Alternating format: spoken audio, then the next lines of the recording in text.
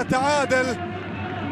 والكرة الأمامية ولي ينطلق وسريع يمر ضربة جزاء، ضربة جزاء، نعم ضربة جزاء، والهلال يظهر مع الخمس دقائق الأخيرة. ولي بسرعة، ولي ينطلق بسرعة ويتعثر على الكرة، وبالتالي الإعاقة أتت من حارس المرمى عبد العزيز المرزوقي. نعم ضربة جزاء، ضربة جزاء مستحقة، وبالتالي ضربة جزاء. الهدف الثاني ربما سيكون حاضر. الهلال يظهر في العشر دقائق الأخيرة، وضربة الجزاء لعياسر يحط كرة بالجول، بالجول، بالجول،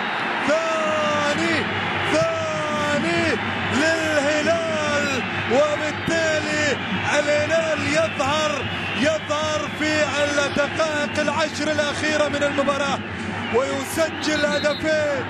الهلال يحضر عن طريق الكاسر الذي كسر مجاديف المرزوقي في هدفين، كسر مجاديف المرزوقي بهدفين، وسجل من ركلة الجزاء الهدف السابع لسيد